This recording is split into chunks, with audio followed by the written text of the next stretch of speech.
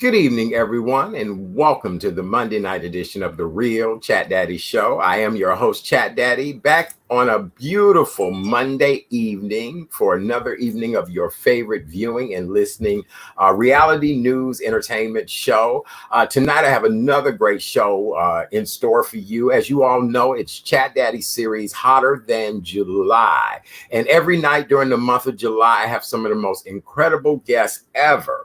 And so tonight we are continuing part 2 of our series entitled Worldwise. Last week we had two amazing co-hosts who were here with me, and we were talking about our Black history as far as what we owned, who we are, where we're from. And so tonight we're going to continue the conversation when it comes to our economics, our money, how we used to be the owners of quite a few different things. So I'm excited to welcome our co-host tonight, as well as to continue our conversation. And over the weekend, a lot of entertainment and news stories took place. We'll talk about all of that. The state of Florida has so many coronavirus cases now, it's just absolutely ridiculous. The governor of the state of Texas the governor of the state of California has now closed down all indoor facilities. That includes movie theaters, family entertainment centers, beauty and barber shops. Indoor dining must come to a cease. And so here in the state of Illinois, we've been hanging out. Some of us have been gradually doing things where others of us have been throwing all caution to the wind.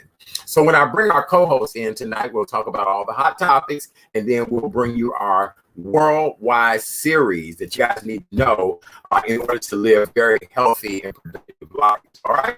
So our co-hosts again tonight are two ladies that I just love and adore. They're doing this series with me. I'm excited about this. I really am. Please welcome back Dr. Kel Laja. I got it. It's a tongue twister, but I got it. Let's bring the ladies back on. Hello, Dr. Carol. Hello. Hi, Chad. How are you? That's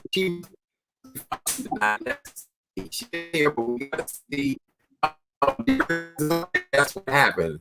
There she is. Yay. Hello. How are you? How are you? Good. I'm glad to see you both. It's an honor and a pleasure to have you back. And ladies, boy, we're getting a lot of good followers already. People are saying good evening to us. Hello, Laura Branch, famous DJ. Here we go. Some other people that want to say hello to us tonight. Oh, this is really great. Ladies, it's an honor and a pleasure to have you both back. We were just saying earlier behind the scenes that we've had just incredible weekends. And, because we're so dedicated and committed and want to educate people and let them know about things that are going on in the world, we went on and decided to do tonight's show. But we've all had what we consider, what they say, a hellified weekend. And that started with me losing a dear friend of over 30 years today. She had been in a horrific car accident and she passed away this morning. And I've just been mourning and grieving her death all day long. And, I'm doing this show tonight in honor of my dear friend. And I don't want to release her name yet. She has older parents and I want them to do the appropriate announcing. But I am just devastated that I lost a dear friend today. And it's just tremendously heartfelt, to know that I would lose someone like that. Who wants to start off with their weekend? Alicia, you want to go first, or Dr. Carol? Alicia, why don't you go? Yeah, I sorry to hear about that, Chat. I can only imagine what that must feel like, the shock of it. But one of the things that I'm learning to do, having lost a couple of loved ones myself recently over the past week, is to remember their joy, remember the love that we shared, remember the good times that we had, and to bring that into my present as I continue to live. Being reminded of some of the conversations, the gems that were shared, and the good advice and suggestions and things of that nature. So I definitely empathize with you.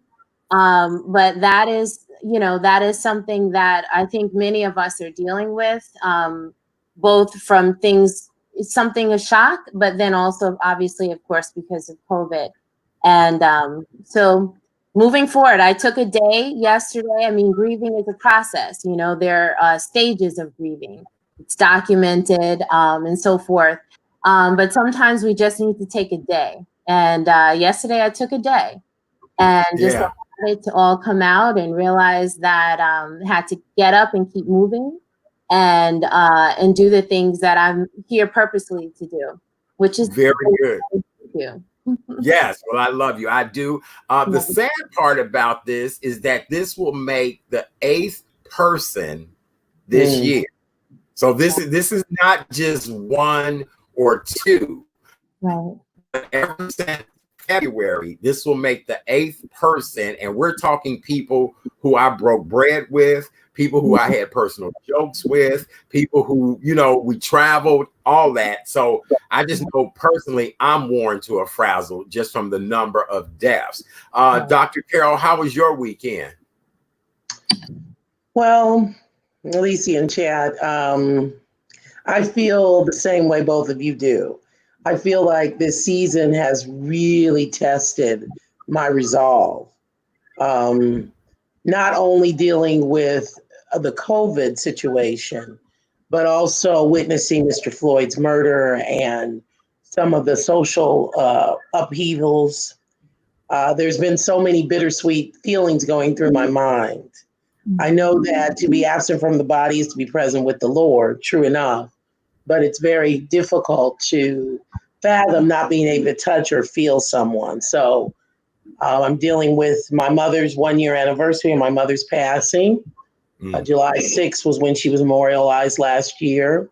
And then also a gentleman who was a confidant, as we talked about education a lot, who was a supporter of me professionally and personally.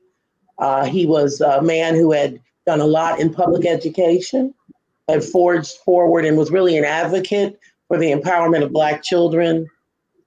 He served as a member of my board when I was a superintendent. He made his transition.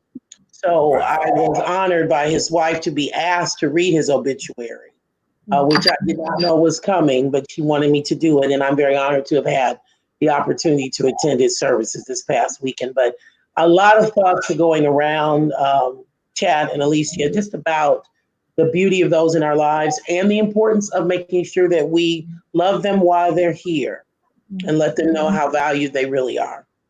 Oh my God, you ladies really have brought a smile to my face, because really my heart has just been hurting all day long. I've had very low energy, and I said, you know what, the show must go on.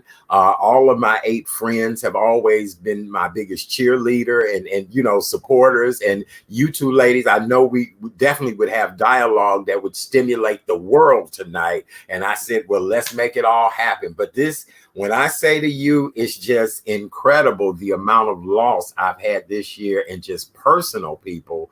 It's just been overwhelming in many different ways. And I may even have to take me some time to step back, publicly for a little bit, just to regroup from this, because it is a tremendous loss, to just lose somebody. And then for this to be number 8 is just it's just a bit much, Mm-hmm. Yeah. All right, ladies. Well, I want to get into the top news stories of the evening. You both look adorable this evening. We all got our summer hair. I see we look good in our colors and everything. Well, today it has been announced that the Chicago Marathon will be canceled. The 43rd running of the race, which is scheduled for October 11th, will not proceed due to the coronavirus pandemic. For everyone who has signed up to be a part of the Chicago Marathon, you can go to their website. You can get a refund, or you can use it towards being in a marathon for the next 3 years. So it's your choice, your decision. A lot of economic dollars will be lost here in Chicago.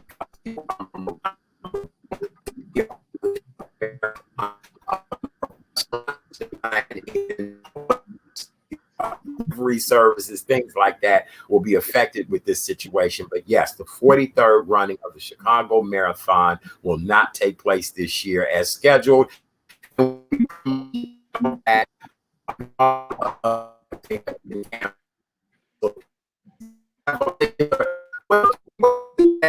That's our favorite, Ravinia. But is there any other place that you ladies love during the summertime and now it's a no-go because of where we are with this pandemic?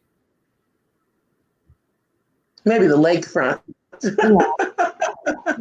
Maybe the Chicago lakefront. Yeah, I know that free.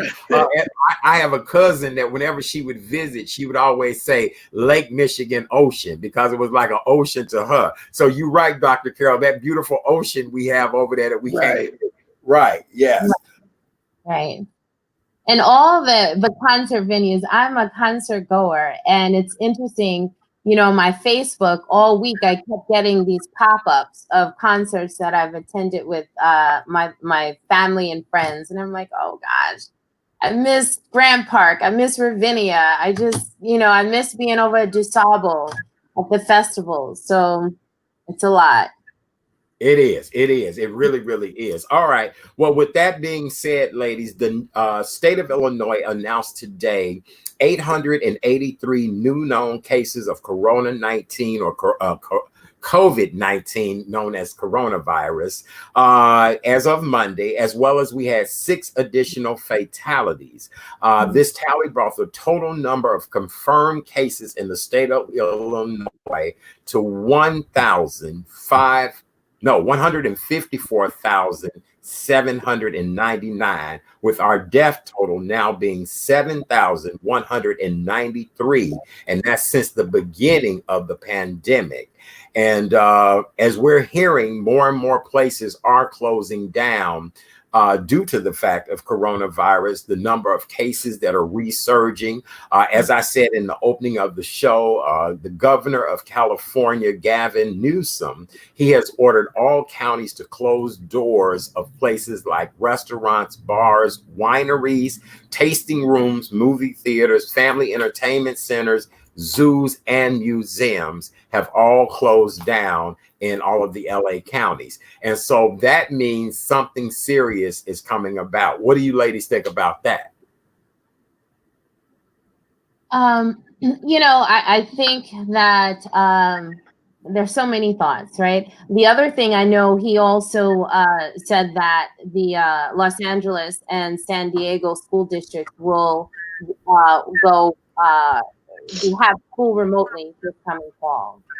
And I think, some of the things that have been echoed throughout is we should have been more diligent as a country to really shut things down and keep them shut down as long as possible, with respect, though, to the essential workers, which includes restaurant owners and so forth. And I think that if we would have done things probably more strategically with opening up restaurants, museums, perhaps we would have been a little further along than we are now and not have to backtrack. It hurts my heart that we have to do this because of the because COVID-19 has not slowed down. And as in California, Texas, Florida, the cases have surged, and it has surged beyond where they were, in particular in March. So it hurts my heart that we have to do that. But, it is encouraging that it is being done. And some governors are actually taking those steps to do that, so that we can stop and slow down the spread as much as we humanly can, without other measures being in place right now. Yes. Okay. I agree. Here's the deal. Mayor Lori Lightfoot has hinted at the fact that she could be shutting down bars and indoor dining facilities very soon. Like a lot of people this past weekend, Dr. Carol, I'll be to you in 1 second. I went and had a dining experience, but, I did it outside. I remain in the car until the reservation is ready for me to go. And then I always request of the restaurant managers or owners that I am, definitely set off from other people. But it was really wonderful to be able to go and say, yes, could you bring me another martini?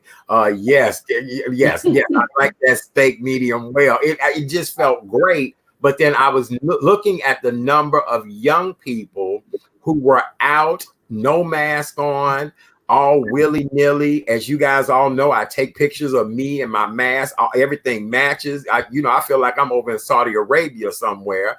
And so, I don't know. It's just weird. Dr. Carol, what do you think of the rise in numbers right now?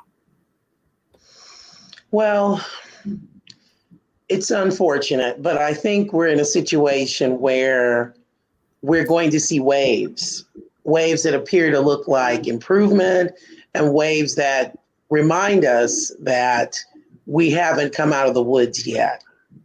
I think it's critically important that we are as cautious as possible and that we provide the support to the essential workers in whatever ways we can, like the organizations that are struggling, like the restaurants and some of the other organizations, because Chicago is such a tourist city.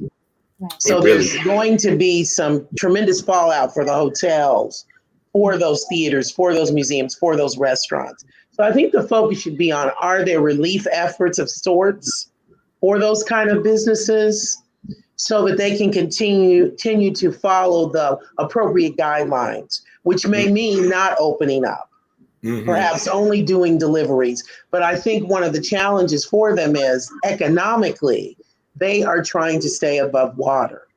So it may require the city to say, okay, what funding do we have? Or are there some in-kind donations from major corporations that can help those type of businesses out?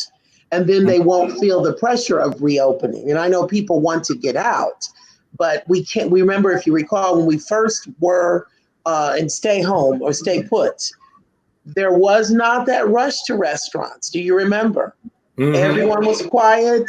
Everyone was staying put. I remember watching Lakeshore Drive.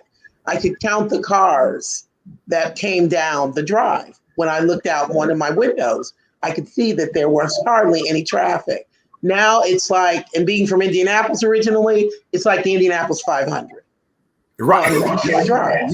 So we got to send the message, or we're going to see, unfortunately, I think some backpedaling, some unfortunate rollout if we don't continue to be a bit more cautious and roll it back. But it kind of relates, Chad and Alicia, to what we're talking about. It's really the money game, isn't it? It's really all about the Benjamins. Yes, it is. All right. Even if it's at the risk of people getting ill. And I think we need to really think about that. I agree with you 100%, Dr. Carol. That's funny you would say that, because Saturday, the restaurant that I had dinner, the young people all went in the restaurant. They all sat in the restaurant. They would all come out and have their cigarettes. They were laughing, talking. I'm like, put me way back over here on the sidewalk. I just, and you're right. And they were having a great time on the inside, but I could not imagine myself going in there, because I felt as if, indoor dining is still scary to me. And outdoor dining is one of those things where I'm sitting there with alcohol wipes, wiping everything, hand sanitizer on the table. I'm over obsessing, but I'm also trying to stay safe and healthy at the same time while just enjoying myself during summer, So, yes. Right. Okay. All right. Well, let's continue on. Ladies, in entertainment news tonight, we have a couple of deaths that we want to announce. The daughter of Nelson Mandela and Winnie Mandela, Zinzinzi Mandela, the youngest daughter of the couple. They have two daughters, passed away. She died at the age of 59 years old today. It's being reported by news sources that she did pass away. She was the youngest of Winnie and Nelson Mandela's two daughters, and she has four half siblings by her father. She was 18 months old when her father was first sent to prison by the South African government. Eventually, he was sentenced to life in prison in 1964. She would often care for her elder sister and, of course, her mom. She, at the time of her passing, she was the ambassador to Denmark on behalf of South Africa. So yes, at the age of 59 years old, she has passed away, and this was reported Sunday in Johannesburg when they announced her death. So we do send our deepest condolences to the family. Yes, that caught you off guard, didn't it, Dr. Carol? Because I mean, Alicia knows, because you know Alicia and I are very close. I've had the God-blessed experience, Chat, to visit South Africa twice. And both times when I stepped into that airport, I'm remembering Oliver Tambo Airport.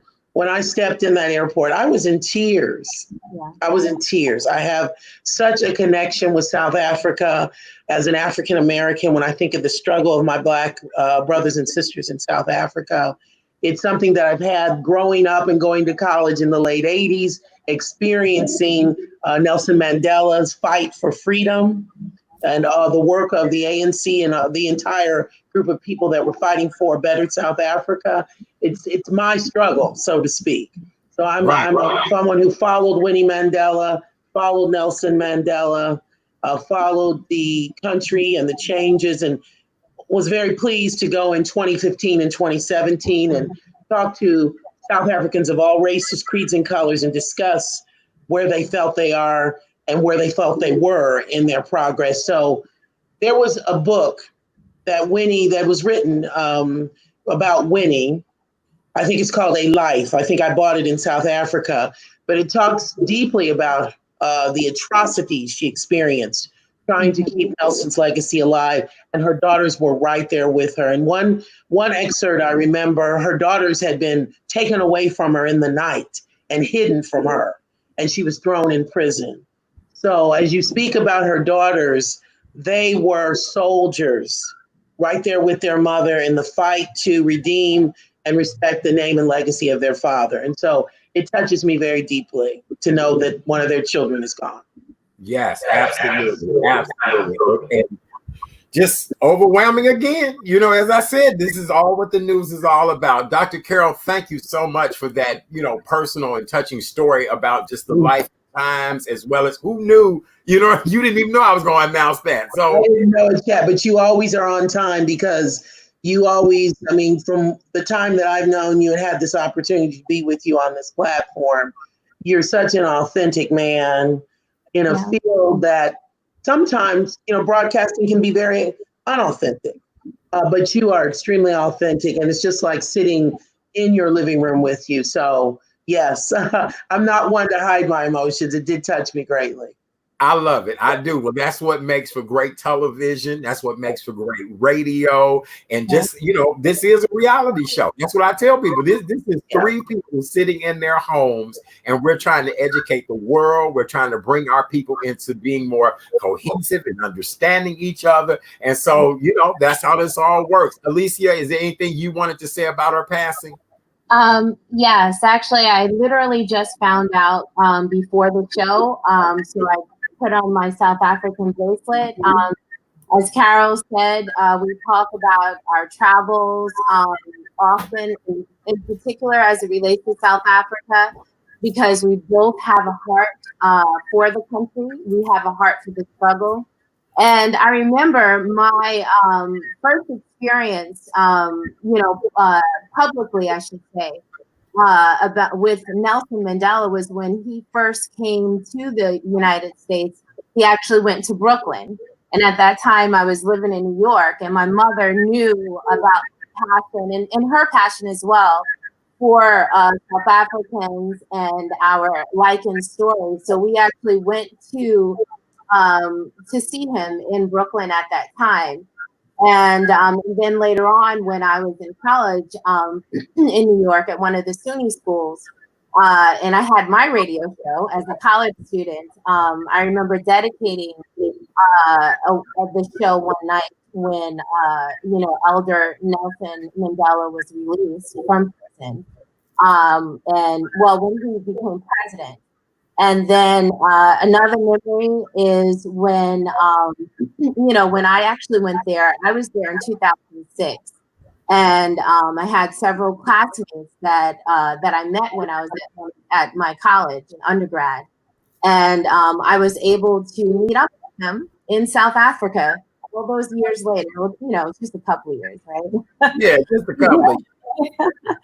But it was such a wonderful reunion. It is such a wonderful place. I look forward to going back. I've thought about having property over there. I mean, it's just an amazing place. I remember when I used to get my hair braided in Harlem when I was back home.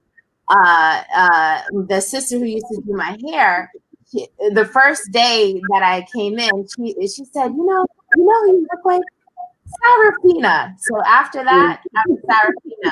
Every time I Sarafina. Right. So we both have a passion, a serious passion and love for South Africa, and therefore for the Mandela family and the struggles thereof. Mm-hmm. Question: Johannesburg or Cape Town? The difficult one, Chad. Johannesburg or Cape Town? It's two different flavors, Chad. No, Johannesburg's a chocolate city. You're right. You've got the different influences. I do know that tabletop mountain in Cape Town, it just makes you know God is present when you look out and see that tabletop mountain.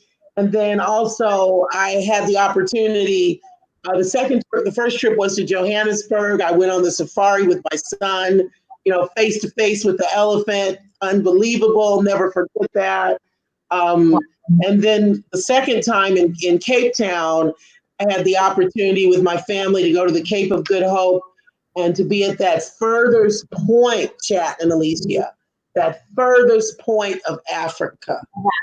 And to think about what would have happened when the Europeans first laid eyes on the Khoisan. I believe I'm pronouncing it right, the Khoisan people. That's all I can think about. What did that exchange look like when they set foot on the continent of Africa? And I remember it was a stormy day when we made it there. And I was a crying fool. Tears were just flying to know that I was at that point where the Black Sea, the Indian Ocean, and the oceans came together. I believe that's what it was. And to see that furthest point of Africa and think of my ancestors, African people, so many hundreds of years ago, it just overwhelms me. There's nothing like it. So I'm like my sister, Alicia. Just give me some money. Let me set up shop, right, Alicia? In Cape Town, Joe, who cares? Just But you know what's so funny is whenever I pose that to people, and if they've been to Africa, they always say to me, "Oh my God, what a tough question." And I'm like, I get it, because one is almost like New York, Las Vegas. The other one is almost like, the Rocky Mountains and the desert. And so, I mean, I tell people both are just incredible, but it depends on your flavor, your flair. But two places that I feel everybody should visit is Johannesburg and Cape Town. Alicia, you want to add to that? And actually, I have not traveled yet to Cape Town, but where I did, I had a conference in Durban. And Durban is in KwaZulu-Natal. Yes, Shaka Zululand. And that is an amazing experience. It's a beautiful place. Where we were in Durban was right off of the ocean. It was just an amazing place. So I would add to that list Joburg, Cape Town, and Durban, KwaZulu-Natal Nation. It's a beautiful place. And I'm not even going to go into Sun City. I'm gonna leave Sun City off. We'll have to talk offline about Sun City. That's a whole nother like Lord have mercy type of experience. So Right. yeah, So we give a plug out though. As African Americans, we're plugging our West African brothers and sisters, and we're plugging West Africa too, no doubt. that's right. We're plugging our brothers and sisters all up the coast. I got to give a little dap to Lagos. You know, I got to give some dap there too. But South Africa is, I think the terrain is like no other. Yeah. You know what, ladies? Wait a minute. Yeah. Ladies, I see a whole nother conglomerate for the three of us. I'm thinking like some kind of African entertainment show. And yeah, you get what I'm saying? Because I don't think three people that look alike would be able to talk that much about Africa like that. You know what I'm saying? Yeah. I don't know. My light bulb just went off, you know, so we might have to put that, we might have to think about that. That would be fabulous. We could do food, fashion, safaris, culture, all of that. Yeah. Yay. Yeah. I love it. I do. All right, ladies. Well, let's continue on with our entertainment and news stories. Two other deaths that we want to announce that happened over the weekend. Today, we found out that actress Kelly Preston, the wife of John Travolta, she died at the age of 57, and she had been battling breast cancer for the last 2 years. Just really, they said had been a very strenuous fight. She had been fighting privately. Her husband today thanked the doctors and the entire team and everybody who was around her during this time. Travolta, who is 66 years old, confirmed the news on Instagram. He wrote, "It is with a very heavy heart that I inform you that my beautiful wife, Kelly, has lost her 2-year battle with breast cancer." Travolta, who she wed in 1991, wrote that he and the family will be forever grateful to the doctors and the nurses at MD Anderson Cancer Center and all the medical centers who have helped and been by their side.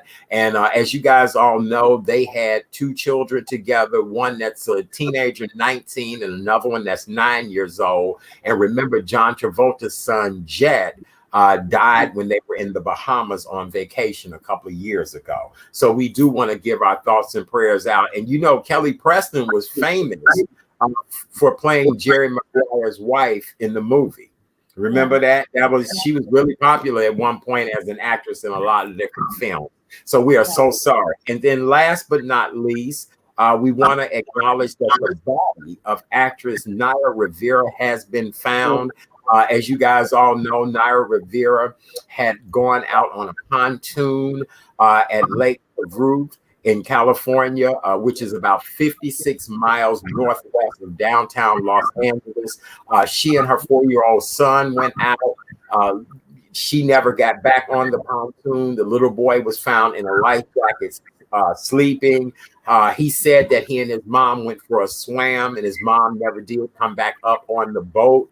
And so her body has been found. Rivera is 33 years old. For those of you all that are old school, Rivera first break into Hollywood and entertainment was on The Royal Show, which was the show where Red Fox and Della Reese were a couple.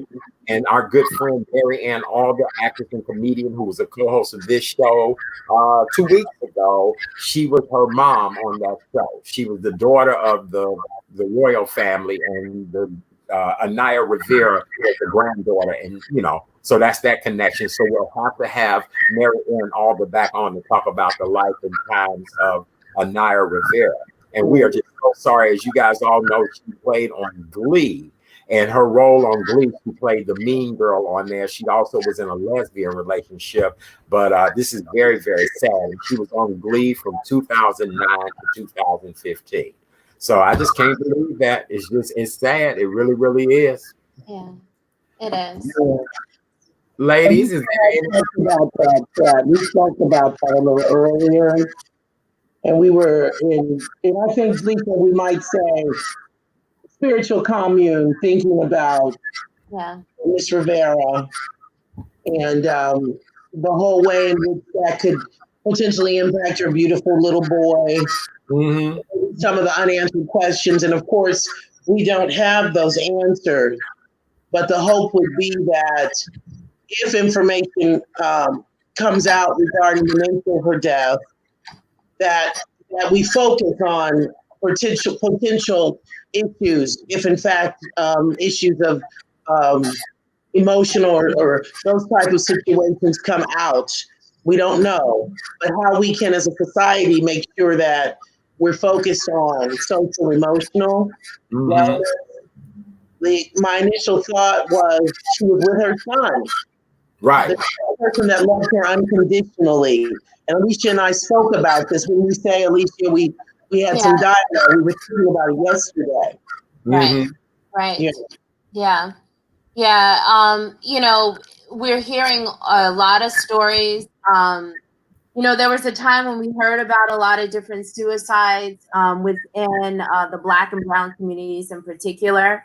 And we're starting to hear about those. We don't know what happened with Naya, but these are some of the things that we were talking about, and we were wondering, you know, some of the pressures that that people go through, both in the public, and publicly and privately. Mm-hmm.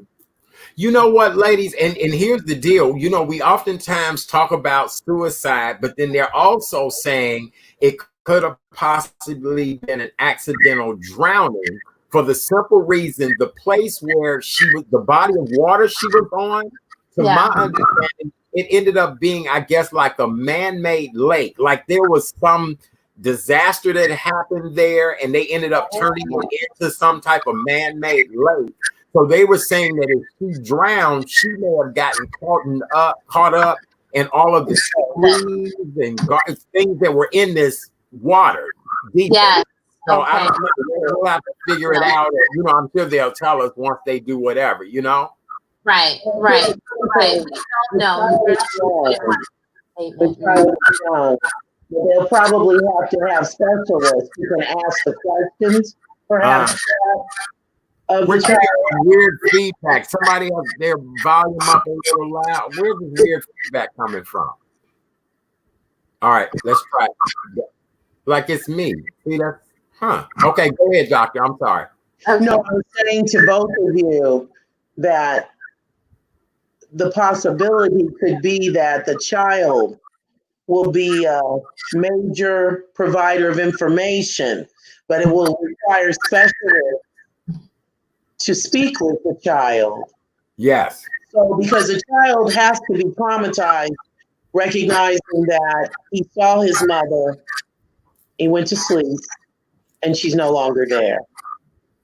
So I think that we speak to the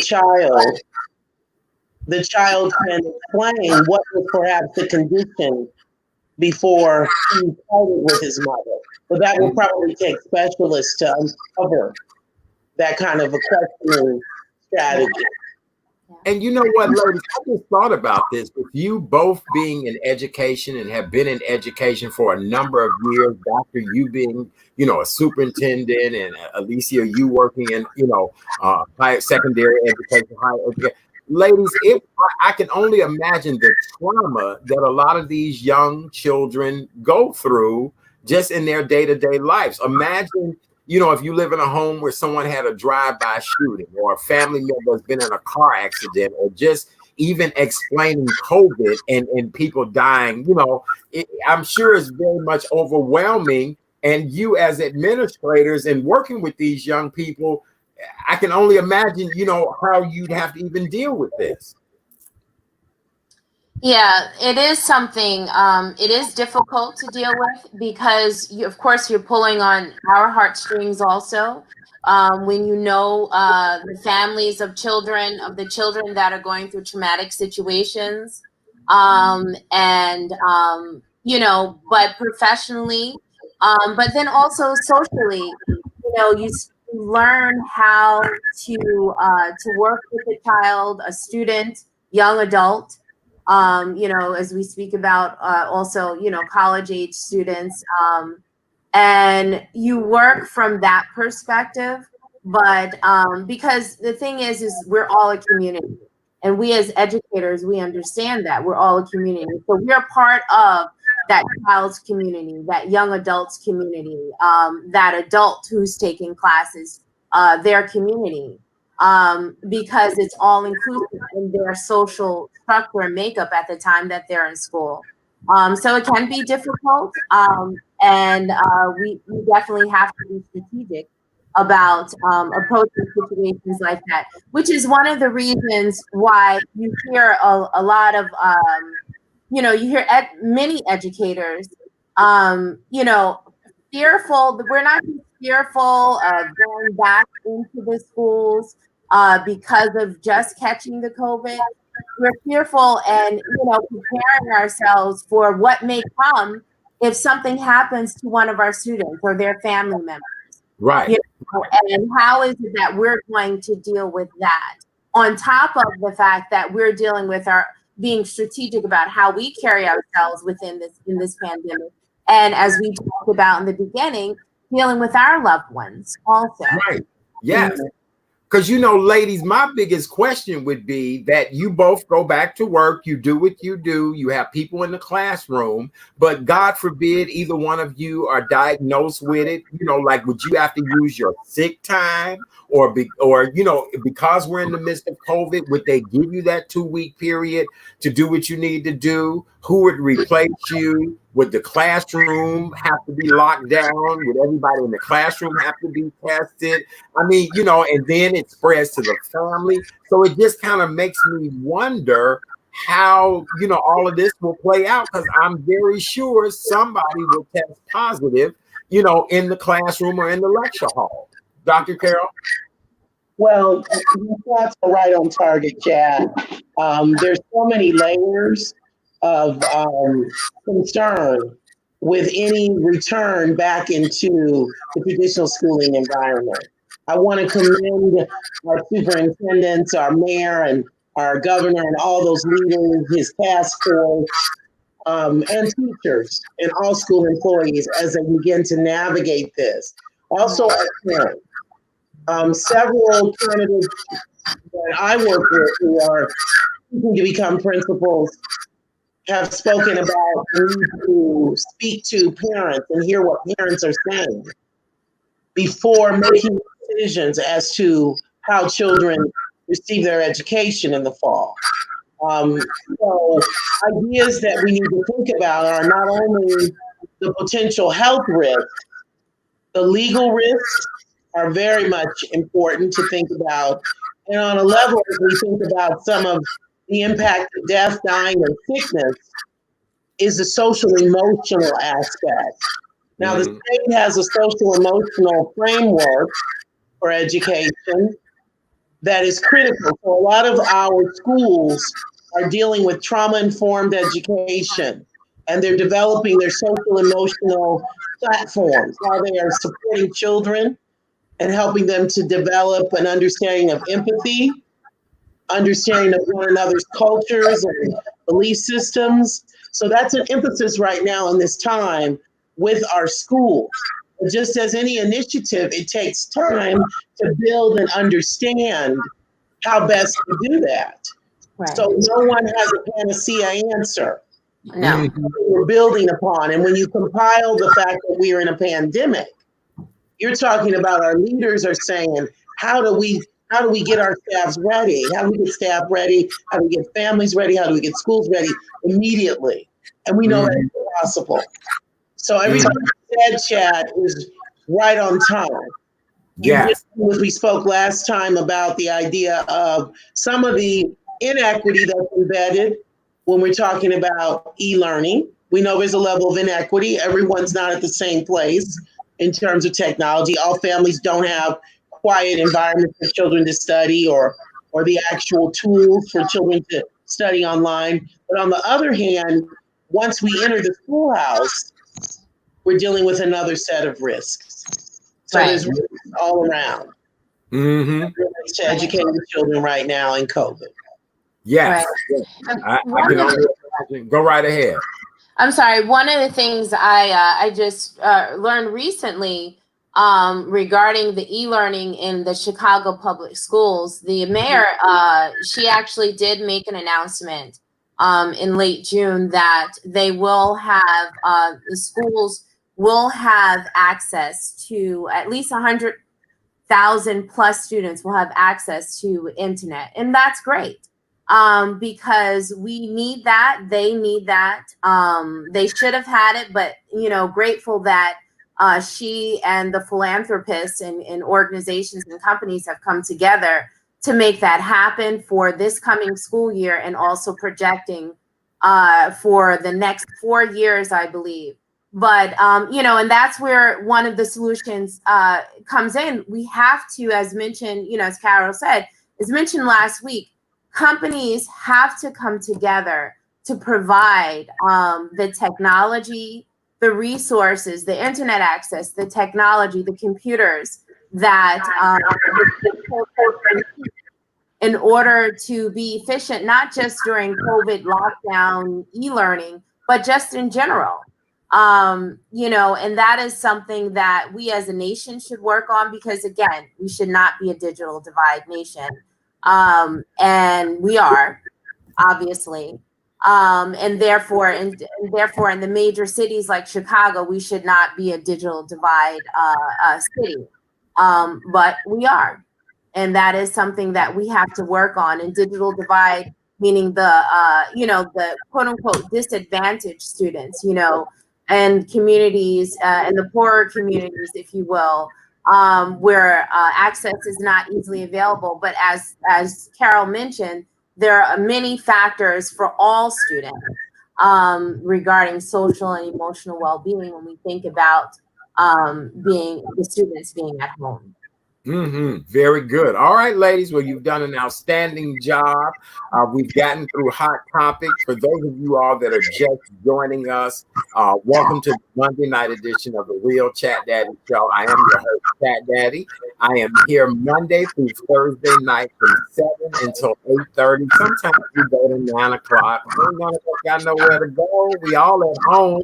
But we're here to keep you informed and educated about things you need to know about yourself, your family, your community, our country, and the world in which we live in. I have two amazing co-hosts with me here tonight. These two amazing ladies and I have come up with a wonderful Monday night series in the month of July. It's called World Wise. And these two guest co-hosts are incredible when it comes to sharing knowledge and information about the world in which we live in and how it affects us as a race of people and mankind as well too. So we just don't keep it a black thing, but we do want our people to understand who we are, where we come from, our resources, but we also want the world to learn from this conversation. And so I have Dr. Carol here with me tonight and Alicia, and they've both done an outstanding job. And so as we move on into our next topic, our subject matter for the evening, I want to remind you guys to make sure you tune in to the Tuesday night edition of the Real Chat Daddy Show. Last Tuesday night, we had a conversation about dealing with that monster within the Black community. The conversation was absolutely incredible. Tomorrow night, we'll probably have 9 people as a part of this conversation because so many people chimed in and said that they want to be a part of the conversation. So just stay tuned for another impactful conversation on how do we change the dynamics of the Black community from the root, much like what you ladies are talking about. How do we get organic? How do we get natural? You ladies are teaching us about our finance tomorrow night. We're talking about why is Pookie on that corner selling that dime bag, period. You get it, Dr. Carol? Why is Pookie on that corner? You teaching us tonight about stock options and trades and what we've owned and all of that. We trying to figure out how do we encourage Pookie to get off that corner selling that dime bag. So that's how that all works. All right. So who wants to start our discussion off this evening? I kind of know who it is. I already know. Alicia, go ahead and introduce our subject matter and tell us what we're talking about. Well, Carol, again, the topics that we discuss are things that Carol and I discussed, have been discussing off and on for years and have done presentations in various different venues. And so we want to continue to talk about economics. There are a couple of things that we did not cover last week. And, we want to talk about that in particular as it relates to housing. So, for example, one of the hot topics actually is Apple has announced that they are giving, I believe they're doing a $400,000 rollout for affordable housing as part of their first phase of their $2 billion process of having affordable housing and housing complexes, as well as offering funding for people to purchase housing who may not otherwise have the funds to do so. And this is in the Bay Area in San Francisco, and I believe Silicon Valley, if I'm not mistaken. So, that's great. I know we've been hearing a lot of things about Amazon over the past couple of months, since everyone is investing in Amazon one way or the other with packages and so forth. But, our thing is, if there are companies and organizations that are acknowledging the disparities that have continued for years, either, historical organizations such as some of the banks, like Bank of America and other banks who have invested in slaves as their commodity, in particular during the Wall Street and stock market, selling of slaves, or new companies like Apple. If they're going to make changes, that is a win-win. Of course, we have a lot of things that we need to change, and we definitely need to start with some of the laws. Hopefully we'll be able to talk about the Voting Rights Act, which is not a law, it's an act. And so hopefully we'll be able to talk about that. And those are some of the main things that need to change. Who we are identified as in the Constitution, whether it actually states that African Americans are citizens. So we want to talk about those things in the future, but in particular tonight, we want to continue to talk about the economics, where we stand as far as housing is concerned, the historical, some of the historical things about housing in some of our primary communities like Chicago.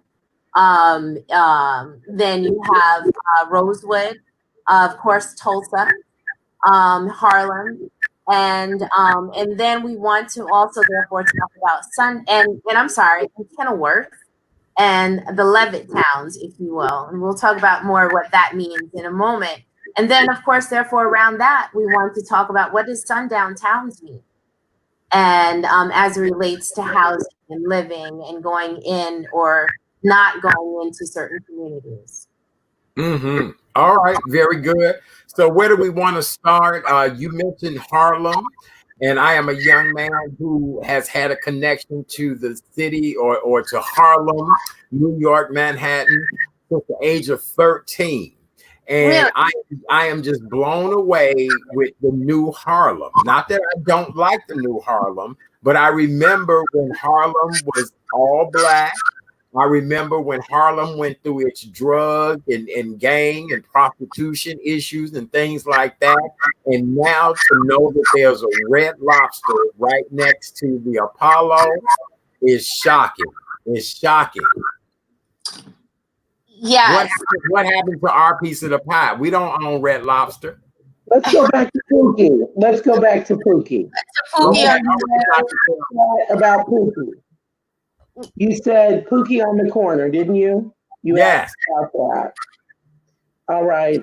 I think we need to identify what are the impacts that have caused members of our community, the African American community, to perhaps be more short-sighted in the goals as it relates to how we accumulate wealth. All right. We have to admit that we do not have the social capital, meaning knowing the particular channels and the ways to get into those channels in order to find out things about wealth accumulation. So for some of us, we do have that access, but for most of us, we do not.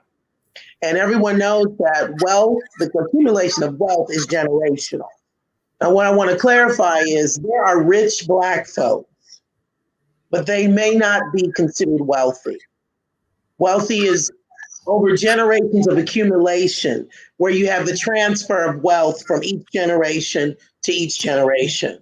Right. So if we look at those African Americans who are considered wealthy, all right, the question is, are they necessarily generationally wealthy? And Right. so when you look at the Pookies on the corner, they're exercising their version of capitalism, which is getting money, making money, putting their business into action. All right. But the exposures and the access perhaps has not been the same. And therefore, their idea of how to accumulate wealth is very limited. Now, I'm not making an excuse for Pookie. If Pookie's selling something or doing something that may not be beneficial.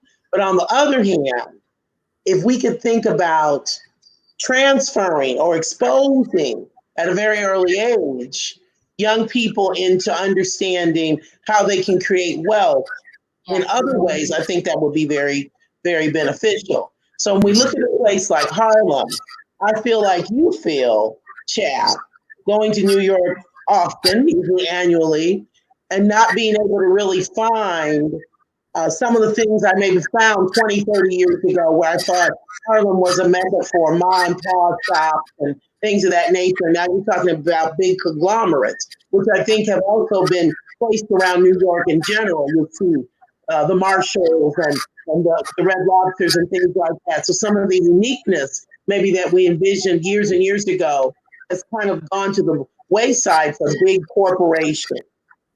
And I think Harlem has been impacted by that. There still are beautiful Black-owned businesses there, but overall, the entire city and other cities have been impacted kind of by these large conglomerates, the need for immediate services, and kind of the move away from the individuality of the ma and pa shops that maybe characterized the American economy many years ago.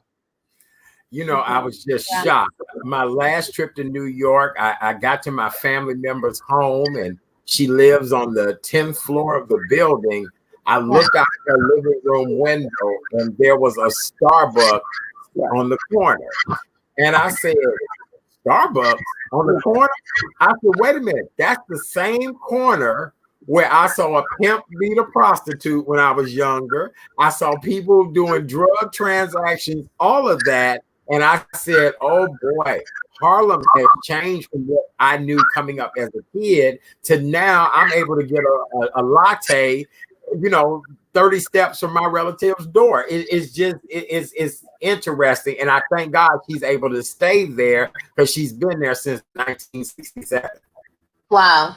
So she was there during some of the heyday transitions also. So being a New Yorker from Long Island, in particular, I would travel, of course, to Harlem. It's quite a distance, but once you do it quite often, it's not that far. I know some of my New Yorkers are probably like, you're not really a New Yorker. Everything in New York is an hour and a half train ride. Oh my God. Suburbs of Chicago. And that's what I tell people, New York is a big state. And so, when you talk about New York, you don't just think about Manhattan. But, wow, what can I say? So much to say about those changes and the transitions. And as I saw someone comment, the gentrification. So when I was coming up, and going into Harlem, it was exciting because you have the Schomburg Center. I used to go and hear people like Dr. Cornel West, Dr. Ben, speaking at the Schomburg Center up in Harlem. I used to go frequent Mart 125. That's where I used to purchase some of my African attire, whether it was clothes, or some of the most recent, at that time, whatever the cultural things were, a belt buckle. Okay, I got that at, Jamaica Ave, but they had stuff like that at Mart 125. Oh, you gonna make me cry. Oh, yes.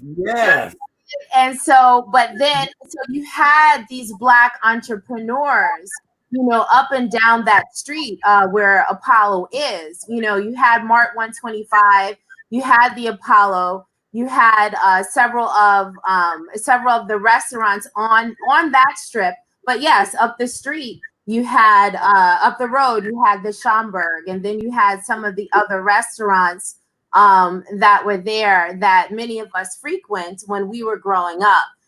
So we knew of some of the latter part of what the Harlem Renaissance, if you will, left. I remember when I was doing research for my my bachelor thesis, and it was on the Harlem Renaissance, actually. And I met some people, elders, obviously, who were able to tell me some of the stories when they were very young, and then stories from some of their relatives who passed on, what the heyday was, because you have some of our, Richard Wright, some people have some of the reading rooms, we used to go to some of those for different, for readings and, and gatherings. I mean, there's a lot I did during that time. And as I said, that was actually the place where I went to get my braids done. But so when I went back several years ago, I mean, of course I have family still in New York, still in Long Island, but I don't always go to Harlem. And I remember going back, and my girlfriends, we were driving through Harlem, and believe it or not, I took pictures. And my girlfriends were laughing at me. They said, "Why are you taking pictures? This is where you're from." Like, and I said, because of all these changes that have happened. Like, I didn't even know, we have the clothing stores across the street. You got Mart 125, the name still on the building, just squished in between. But you have all these, popular clothing stores, the Red Lobster. And I was like, this is not the Harlem that I knew, I loved, I frequent, I hung out in, and got my hair did, and if you will, you know what I'm saying? I got education about who we are as a people. Some of this knowledge that I know today is as a result of people that I met, and then who educated me on who we are as a people, both locally, nationally, and internationally, right? Because there was a hodgepodge of people from around the world. But you have this happening, as Carol referenced, in other cities. I mean, we have it happening here. But one thing I will say is, one thing about Chicago is it has had a history of, of entrepreneurs helping one another and picking each other up.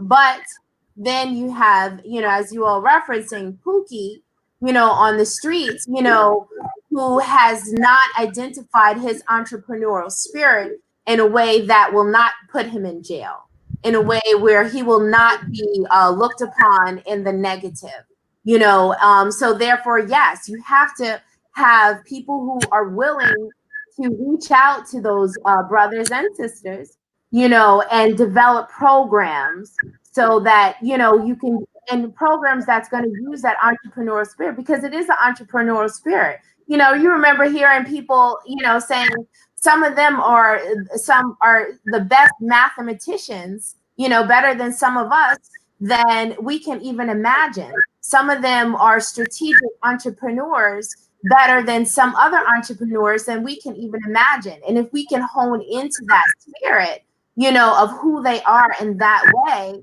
then we can create, Pookie can be on here talking to us about Black economics. Ladies, why are we as a race of people afraid of the stock market? Why are we afraid of investing? Why are we, I mean, when you think about it, when the market started crashing because of this global pandemic, you had people saying, I'd buy shares in so-and-so, I'd buy shares in this. But the average Black person has no idea about the stock market, how it works, any of that. Can you ladies help us to better understand from what you know about the stock market and our money? I think that it's important when we talk about economics and some of the philosophy or the mindset that we always think about the fact that as a people, we've had no safety net. We've had no safety net. There's a fine line between what's called the working class or lower income and what's called middle class, especially for African Americans. It could be the difference of a block, a stone's throw away, a paycheck away. Yeah. And so, therefore, we've had no safety net. We've had limited exposure, which I would say, again, is that social capital, really knowing people who know about the markets. All right. And we have to really equate it to how we feel about systems. Right now, as we look at the murder and the death of Mr. Floyd and our concerns about law enforcement as a system, we have concerns about education as a system. We have concerns about financial systems and the treatment, the embedded racism, and we can go on and on and on about systems, because I think systems are critically important. How we view systems determines to what level we trust systems, and therefore perhaps trust investing our money or purchasing certain things or living in certain areas. So it's all very much connected. I do think, Chat Daddy, that we have to have more knowledge. Early in my career, before I went into education, I was a financial representative. And coming out of college, I spent approximately 5 years, and I was certified for mutual funds, variable annuities, and was studying to certify for stocks, become a stockbroker.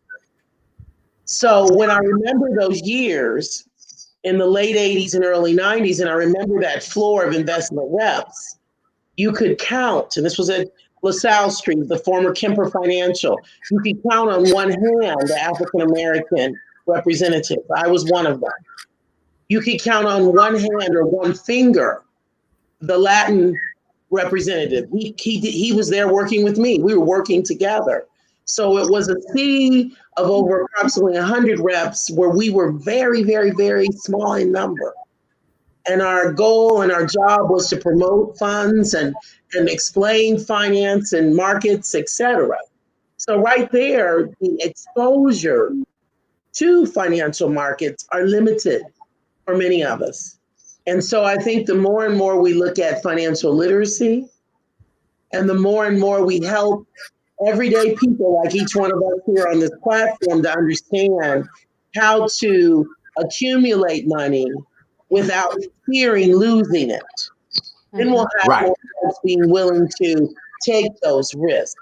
Because realistically, when you think about economists and you think about the trajectory for Black folks and opportunities, we all know that there's been inequity. So even if you are positioned in a top job, you are thinking to yourself, and I can say this from a personal perspective, not speaking for anyone else, what happens if I lose this top job? Am I guaranteed another top job? And we know that often top jobs come from what? Social capital, exposure, networks. And we know that the networks for people of color, low income, Caucasians, marginalized groups, other marginalized groups, they're more like researcher Ricardo Stanton Salazar, when speaking about education, said they were social prisons. When you're talking about the networks as it relates to education and opportunity, in his work, he said it was more like social prisons for Black and brown children, our Native brothers and sisters, low-income white children. Whereas middle-class white, it's more like freeways or more open highways.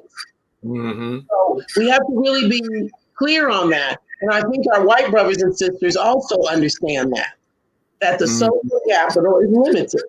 Right. And that also impacts what we know about certain opportunities, where we might put our money. All right, where we might get that next top job if we lose or there's a political shift in the one where we currently have. Those, I think, are all barriers to us feeling comfortable to do some of the things you're talking about, Chad. Mm-hmm. Very good. All right, ladies, that makes great sense. Where are we at on our list now as we move forward? Well, I wanted to also comment about some of the history of the stock and stock market. I actually have worked in banking and worked at a trust company in New York City and then banking in Long Island. And just remembering during that time, yes, there were a limited number of people that looked like me that worked in those companies. But I think the fear, and on average, we have a fear. And perhaps the fear comes from history. Because as we have referenced, the stock market did not necessarily start with our ancestors, slaves in New York, but it was leveraged. Our capital and the world's capital was leveraged with slaves being sold on the stock market because we were commodity, right? Slaves were commodity. So they were sold on the stock market back in the 1700s, starting in particular. And so when we talk sometimes about systematic racism, we also talk about, therefore, the psychological effects of slavery. Sometimes this is part of the trickle-down theory, if you will, of who we are, because, there are some people that actually know this history and they're saying, oh, I don't want to invest. They sold us, slaves. We were the first people that started the stock market, and then, of course, then you have, current day. Well, there's no money for us. They don't want to give us anything. But the truth of the matter is we're all American, right? And we all have access, and we need to take access. You have Lauren Simmons, who is the youngest African-American full-time trader now on Wall Street. He is making inroads. She has made history. And, just as we had a Tiger Woods who made history, in our community as far as golf is concerned, she's made, and then you have, young people following in his footsteps in our communities. Although, of course, as we know, here in Chicago, we have many golf communities. And Black folks have been playing golf and working on the golf fields for many years. But, this young lady is setting the precedence. And, it is something to be followed. And we need not be afraid because our companies are on the stock exchange. And all we have to do is we want to just, do our research. If you're interested, all you have to do is type in what Black owned companies are on the stock market. And you look at them, then you research the company. And if that's something that appeals to you, then you go ahead and invest in them because we get greater by numbers. And we as a people, we know that we get greater by numbers. So as we're spending our money in various different communities on various different commodities, if you will, we also can invest, and we can now work on getting rid of that fear and really do our due diligence. Like someone's, one of my loved ones says, everything's on Google, so just research it and invest. And right? And to take the fear out of it, you can invest $10 in a company. Just to start having that practice of investment, if that is something you desire. But do not be afraid of it, because again, we too are Americans, and we are now a part of the monetary capital. Unfortunately, our ancestors were a part of the physical commodities. But that's how we're supposed to turn around the narrative. It's all about turning the narrative around. I do want to add to that, Alicia. When you finish, I want to add to what you're saying about turning around the narrative. Go ahead. Yeah. And, and just turning around that narrative for our benefit as a people, but also as Americans, and dispersing our money in places that is advantageous for us as a community. Last week we were talking about, it's Black Tuesday. Okay, so what did you do? Did you just buy food, or did you invest? Right? Did you try to start your own business? We all have a passion. We all have a purpose. Some people are to be public, some people are to be private. Now is the time during COVID shutdown time to invest in yourself and work within that purpose. Mm-hmm. I agree 100%. I think you're absolutely right with that. Dr. Curl, you wanted to add to her comment. Go right ahead, please. What I wanted to say, Chad, is that I agree wholeheartedly with us seizing the moment and getting engaged. But I also think it's critically important that when you're going through a transitional shifts, perhaps in your ideology or your action, your attitude, that you understand the source of why you're in the condition that you're in. So that's why I emphasize understanding the condition as a means to what? Being able to now approach it and make changes. So we can do these things, and we are doing these things. But we also do have to acknowledge, yes, our networks are thinner. We also do have to acknowledge social capital is active. There are people who automatically find out about certain opportunities, not because they have this great will and great understanding of how to do things, but because they know the people who know the people.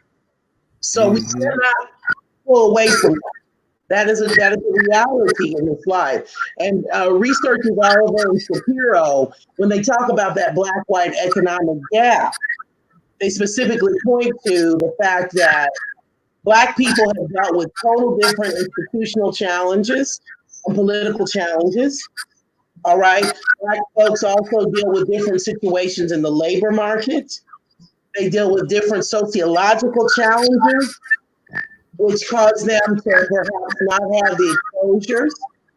And also, Black folks do not often benefit from generational wealth, which is what I spoke about earlier.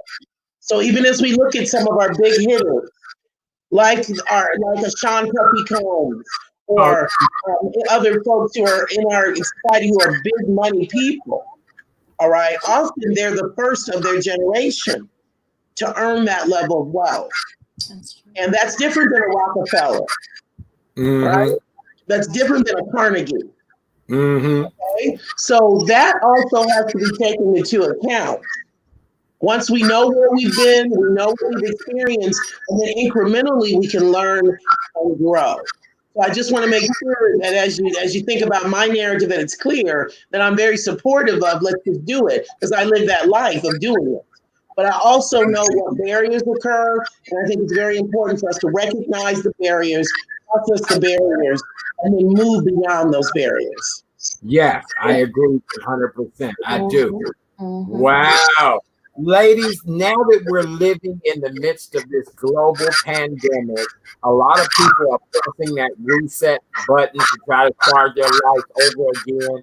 What advice would you want to give people financially? Like, the one thing that I'm trying to do at this particular point is pay as much debt off, pay things down to zero balance so that I can move into the future less stressed out about finance and money. Yeah, I think that's great. And that's what we should be doing. Chat, I think that is one of the main things.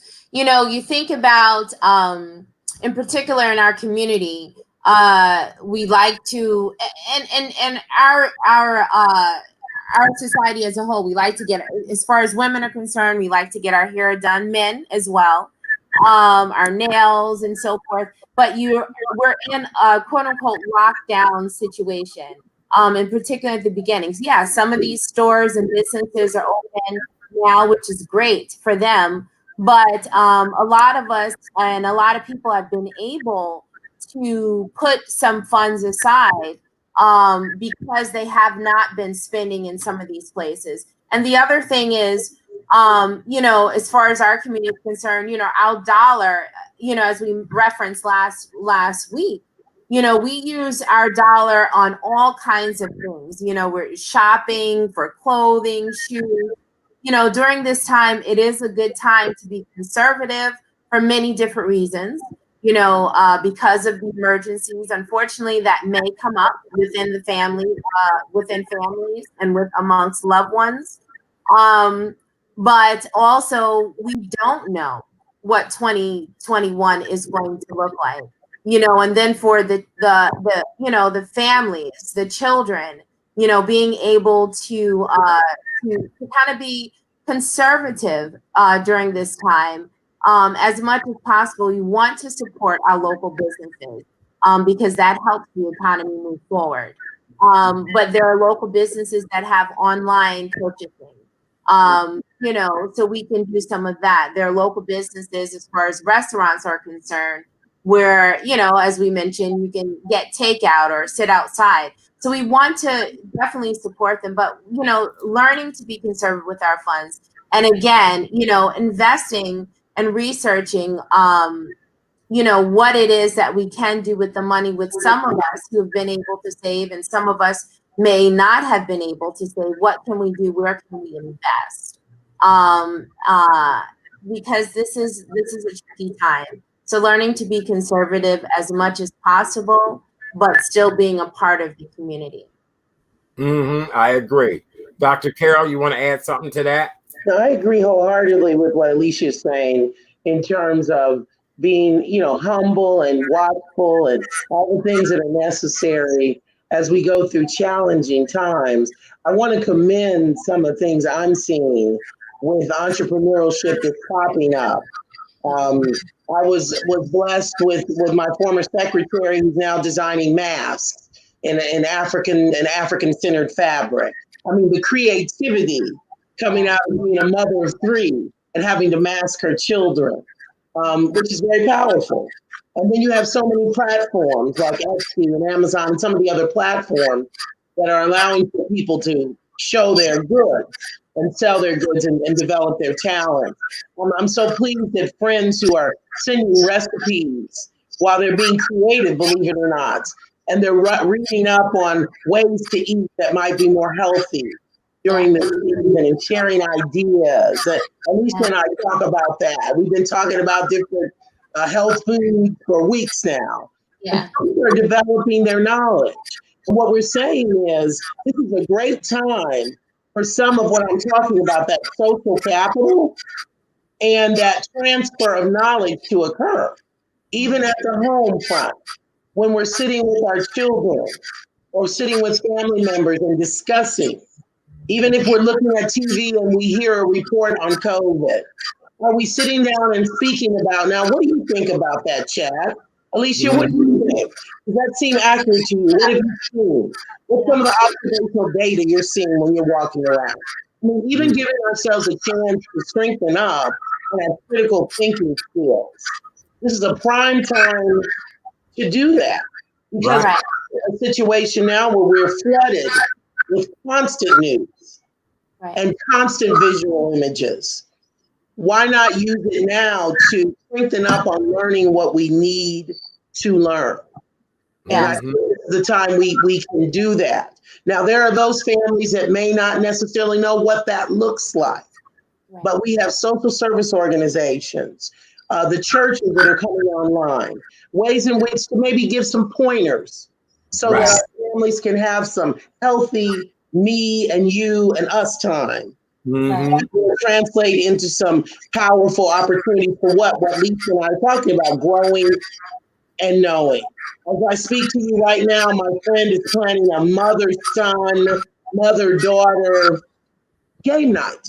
So we're hoping to take our 19-year-olds. I see you teasing there, both of you. We're hoping to take our 19 and 18 and 20-year-olds. Yeah. And show them what games like Scattergories, or Word, or African American trivia, what those look like, to take them away from the technology for a moment, away from the television. This is the time to do things like that. And we'll do that online, and hopefully they'll meet one another and develop their friend network, whether it be Ohio. She's from Brooklyn, whether it be Brooklyn, whether it be Chicago. We're going to bring these folks together, these young people, and start a network. And that'll be something they can share in their own history. They'll look back 15 years from now and say, wow, look at what we did during the pandemic of 2019, 2020, et cetera. So this is a time, as you said, for refueling, recharging, to start over. This is a time to really look back and kind of Sankofa, go back and fetch it. Right? And bring some of the things forward that maybe were taken and some which we have lost through our experience of being in this country and having decentralization put upon us. So it's a powerful time for all of us. It is powerful. And, and speaking of that creativity, and I agree wholeheartedly with you, Carol, families can create things with their children. I know people who are creating products with their children as young as 7 years old, and will be selling it online. So again, instilling this creative process within the children, so that they can become entrepreneurs, understand the, how to be an entrepreneur, how to be a business person, and then therefore taking advantage of this time. And you can use that as an educational tool, with some kind of a facial product. You can do measurement, that's mathematics. There are all kinds of creative things that you can do during this time as it relates to building income, stretching economics, and then overall educating each other. I love it. I do, ladies. I really, really do. What else do you want these people to know about tonight's conversation? Well, one of the things Lisa and I talked about, Kat, was being able to get our listeners, and we thank you for the opportunity to be here, to think about how this issue of economics impacts us in so many ways. And one of the things that Alicia brought to me and said, what about where we live and how we live, and what we've experienced historically in and around our living, and how that has actually led to segregation and economic denigration and isolation. So the economic situations that we're experiencing disproportionately, like I said, researchers Oliver and Shapiro, the black-white inequality gaps in wealth, etc. We're not just things that were poof, oh, here they are. They were very much created by systemic injustices that we still deal with today. And I remember Alicia talked earlier about the sundown towns. Those were those towns where Black peoples were not welcome. Black populations were not welcome. Showing up in those towns, well, if we look at a town as a place where we can plant our roots, we can live, we can have a good quality of life, then that meant these folks, these Black families were kept out of those towns. And so getting into those towns, even driving through those towns, could mean death, destruction, arrest. Some of the most heinous incidences have occurred through people being caught where they were told they should not be. And that has been the history. And it still, in many ways, emphasizes and influences where we live today and where we go in terms of where families choose to set up their homes. And so that influences some of the housing patterns that we even have today. And I know Alicia spoke of living on the North Shore and people's perception of that, where they're welcome or not welcome. But the idea of the sundown towns, I think, are something, a nasty part of our history that we can't ignore. As a native of Indiana, I remember my mother and her parents and her siblings going through Elwood, Indiana. My mother was a native of Marion, Indiana, about 70 miles north of Indianapolis, Indiana. And I remember my mother would say there were signs that specifically said, and I won't use the language, that don't let the sun set on you in Elwood, Indiana.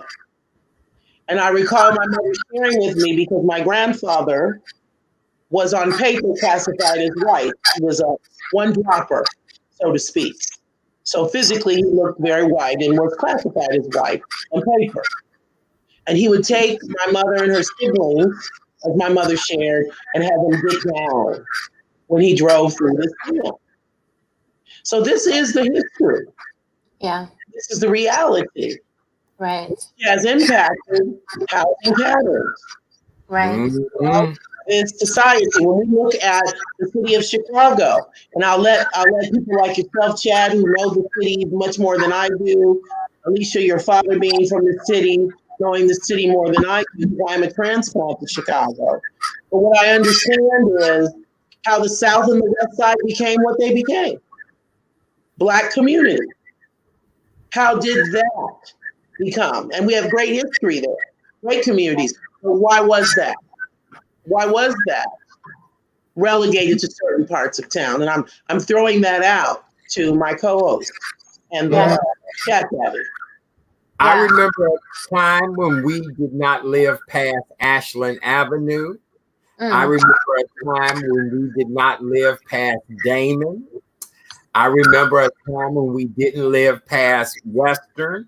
I remember being in the car with my mother and three white guys on bicycles called us the N-word, and we were at 79th and Pulaski. Wow. I remember when my dad was the first African-American customer at a suburban bank. He was the first African-American customer at a suburban bank. And all of this in the course of my lifetime that I've experienced this.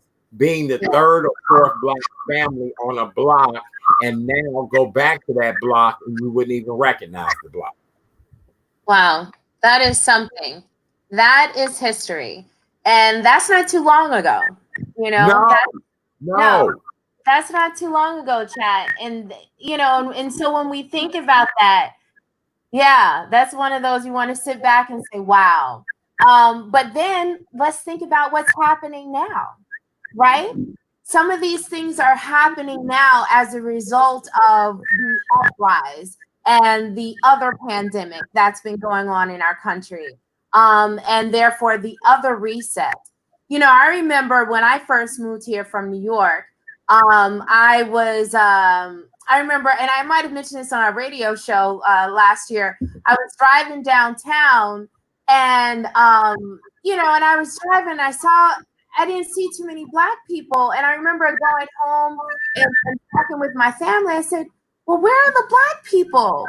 You know, why aren't the Black people walking around, hanging out downtown? Because again, yes, I come from Long Island, but I hung out in the city in New York, right? The other city, you know.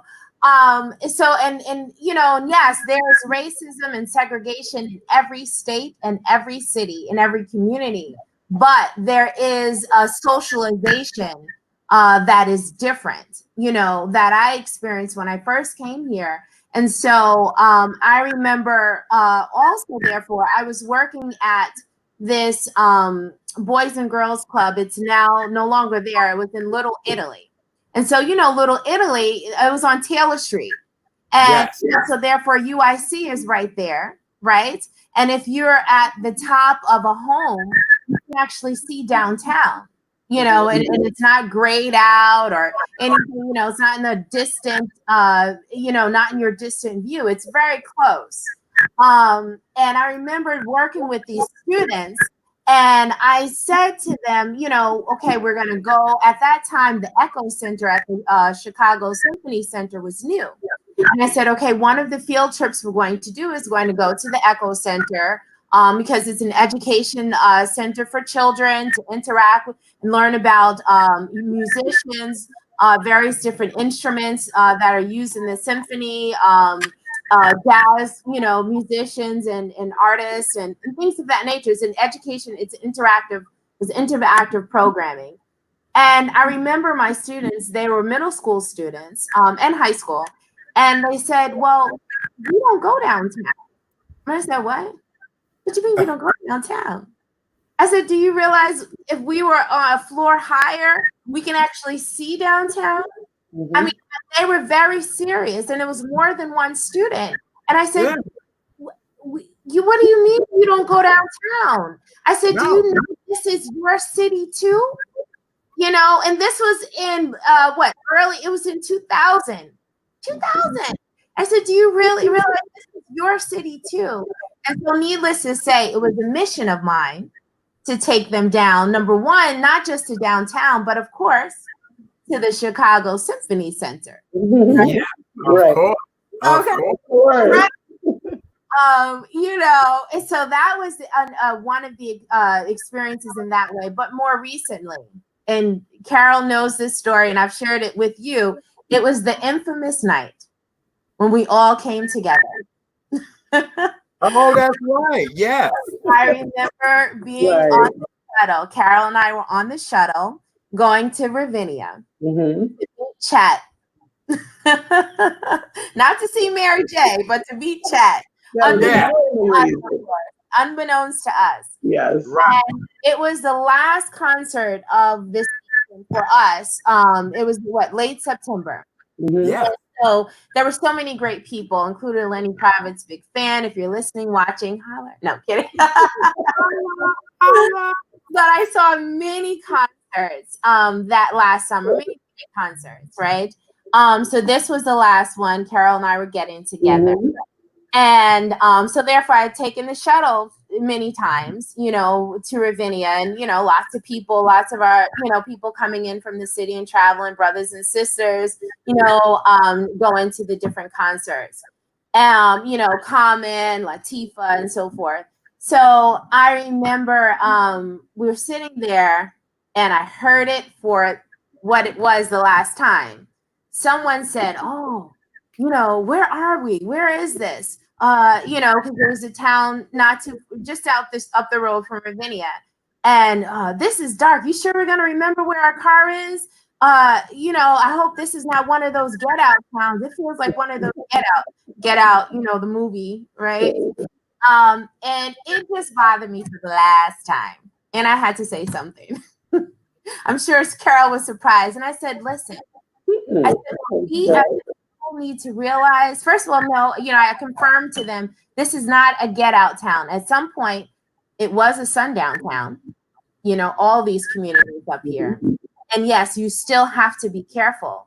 But my response to them was you have to realize that we are all Americans, and we have the right to live wherever we choose to live.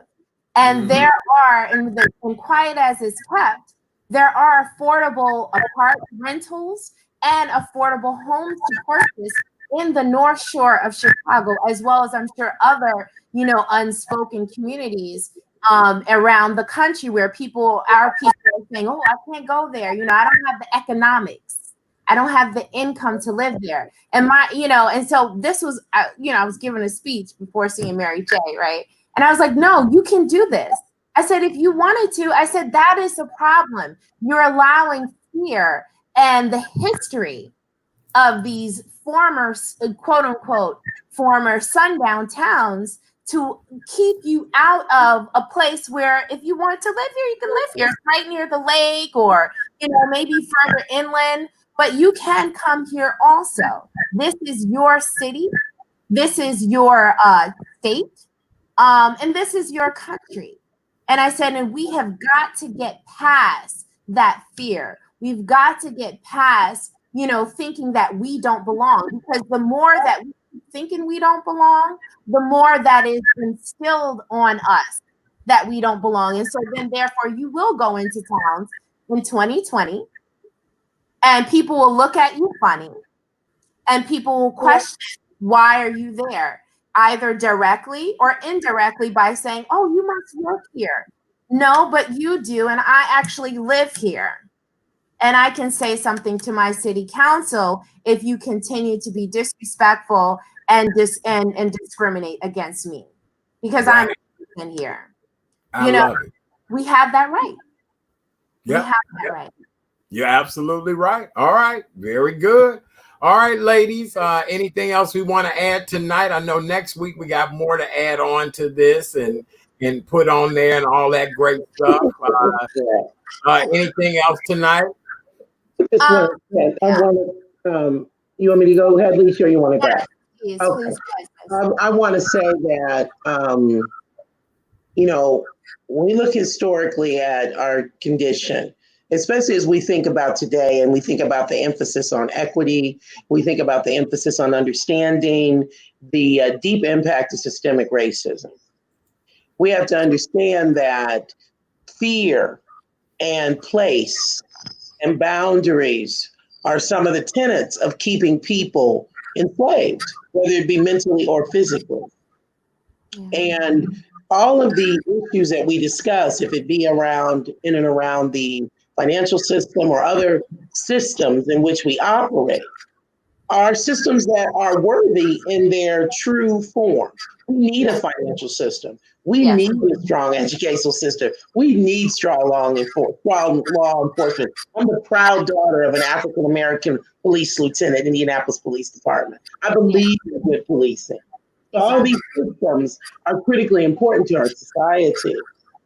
But the power is that America offers us the opportunity to create equitable systems. It's right there in the tenets of this country. It's right there written. It couldn't be written any more beautifully than how it's written in our Constitution. And so with that, we have to question. We have to ask intelligent questions. We have to seek to understand, and we have to seek to what? Self-improve. So I believe strongly what, Alicia, you're saying about folks saying, let me learn more about this community. And feeling as though they have choice is critical. Now, what I will say, too, is that if one chooses to live in a particular community where they want to be in the midst of their culture, they have that right. Exactly. They have that right. But we want to ensure that it's a choice and not a mandate. So as we think about the economic condition for communities of color in this country, it's very much so connected with issues of residential condition, values of housing. People make decisions. I don't want to live there because my housing value won't be appreciating. Often that's racialized. Right. So we have to confront it, Chad. We have to confront it and recognize the damage it's done as we work collaboratively, all races, creeds, and colors together to try to redefine in a way that is more equitable. So then you will have what you're seeing is you're seeing a lot of Caucasians who are moving into Harlem, right? You see that in other communities. But with that shift, there cannot be a resegregation.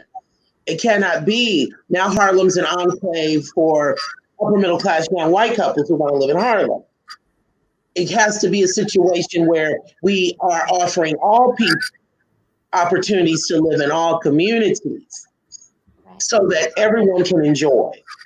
We don't want to be in situations where economics simply keep groups out because people are totally priced out. And I think, Alicia, you're speaking to that as you speak of the North Shore. Having attended my undergrad at Lake Forest College, I understand exactly what you're talking about. Right. We have to continue to advocate for equitable opportunities so that people can experience one another, break down barriers, and live together in the true American community that we consistently say that we support. Right. I love it. I do. All right, Alicia, what would you like to say in closing? I, of course, wholeheartedly agree with what Carol is saying. Statistically, they're saying that our country in 2040 will be predominantly a country of color. Those of us who know, we know that we as people of color, we're a majority already in the world. So that projection that is, that is given, that is not necessarily something to say, oh my gosh, then let me go ahead and start doing quote unquote lynchings, right? Let me go ahead and start, reenacting some of these housing laws that, for example, Mr. Levitt did in Levittown in Long Island, as well as Pennsylvania, but also Mr. Sears did in Kenilworth, keeping out Black and brown people, which was part of a clause that was put together back in the early 1900s, early to mid 1900s, which has remained true, unfortunately, even in recent years. It's not for any of the other side, if you will, to be fearful of more Black and brown people being your neighbors or Black and brown people being your family members. What it is to realize what the word United States of America actually means. We're to be united. And that is what's happening. It's happening, obviously, therefore, socially, which is why you have the projection of 2040 majority colored country. And then therefore it is going to happen economically even more. You know, when we think about housing, we have to think about, is that equitable in 2020? You know, are we actually receiving the same prices as our brothers and sisters who are not of the same hue? Do we have the same interest rates in our homes as our brothers and sisters who are not of the same hue? So when we talk about action steps, again, research. And when you research and you find that there is inequity, then you take the next step and you talk to your council person. You talk to your city council person, your townsman, and you make steps to let them know that you are here, you are aware, and things need to change now, not just because of who you are and your hue and the disparities that we have suffered in this nation, but because who we are as a United States of America, because that is going to help us to live more peacefully. You know, that is going to help us to be more united. That is going to help people to love whomever they love, whatever hue they are, whatever their background is.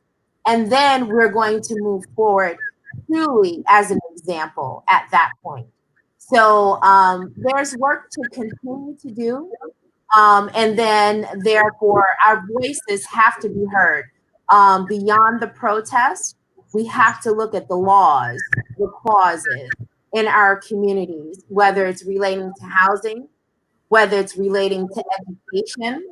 You know, again, remember, you know, Lori Lightfoot, she just said we're going to have internet access. And the thing about the step that she and the philanthropists who are investing, this is the first in this country of people saying 100,000 plus students are going to have free access for a full school year and potentially for 4 years. This is the first in 2020 that this is happening. So again, the other thing is when you want to talk about Chicago and you want to talk about the crime that's happening, you need to look at some of the positive things that we have done historically as a people, as a community, as a whole, and then as a people of African descent. And that is going to help us to recognize and to love and embrace who we are individually on the inside, and then therefore work on more on the outside to help ourselves and to help others, like Pookie. Aha. You know, Like Pookie. I knew it would come back to Pookie. Right. We're gonna keep going. Next time we're gonna stay on our theme of systems, chat, because we're in an era where we're talking about systemic issues, right? That's what's happening right now in society, whether it be healthcare, whether it be law enforcement, whether it be financial, which is what we focused on, right? So we're going to continue, Alicia and I are committed to continuing to discuss systemic issues, because we know those are issues that all hues can relate to. And it can also support our deepening and understanding of what we must all do collectively to make it truly the United States of America and an equitable one nation working together. So we will be staying on that in our future Monday, hotter than July. All right. Well, with that being said, ladies, you've done an outstanding job as always. I love and adore you both. And I learned so much from both of you. Who knew that me being at Ravinia to see Mary J. Blige, I'd be two global ambassadors of just such wonderful wealth of knowledge. And my audience is really loving you guys. I've had people sign on tonight that have never signed on. They're still watching and enjoying this show tonight. And I just love and adore you both. And as I told you, I'm trying to figure out how we develop this, because I was told that our African TV show idea would be really hot. So we need to having the love. Yeah, look, that African show would be really good if we did that. And I agree. I think we can do a good job. Let me see. Oh, here it is right here. Tracy said, Africa, that would be a fabulous show with you three. I love the exchange tonight. So, yeah. Yes. All right. Well, ladies, I love and adore you both. Thank you so very much. You got me out of the rut. I didn't even know if I'd be able to do this show. You've had me smiling. My heart feels great. Tonight's show is dedicated to my good friend who passed away this morning. I've lost 8 good friends since the beginning of this year. And when I say good friends, people who I break bread with, they've been to my home. I've been to their home. We travel. And yet this morning I lost another dear friend. And I'm just overwhelmed in so many ways. But you two ladies have really made this a night of celebration and joy. And just learning is my passion. So I love you both. Likewise, thank you. Yes. All right, ladies and gentlemen, on behalf of my 2 very special co-hosts tonight, Dr. Carol Collins, Alaja Yala. Yay. Look at those eyes. Elijah. That's it. Right. Keep right. And Alicia L. Ross, it's been another wonderful Monday night. They'll be back next Monday night to complete our series, Hotter Than July. We actually have 2 more of these to go. And it's all about economic empowerment. It's all about awakening. Really great show tonight. For more information about me, you guys can always go to therealchatdaddy.com, therealchatdaddy.com. If you'd like to see an encore performance of tonight's show, you can go over to YouTube, The Real Chat Daddy Show. I ask you to please subscribe, like the page, share it, start a party. Same way on Facebook, The Real Chat Daddy Show. All the information is there that can help you to find this show. And ladies, I want you to be well. You both look great tonight. Have a refreshing beverage. You knocked it out the ballpark. And I'll see you girls next Monday night. Thank you. Bye. All right. On behalf of these 2 beautiful women, I want to say good night. Oh, wait, we got some comments. Let's see what they're saying. Enjoyed the show tonight. Oh, very nice. Here we go. More comments tonight. Great work. Be blessed. Thank you. Tracy's a big follower. We appreciate him as well, too. We do. All right, ladies, have a beautiful night, and I'll talk to you later. Bye. Bye. Bye-bye.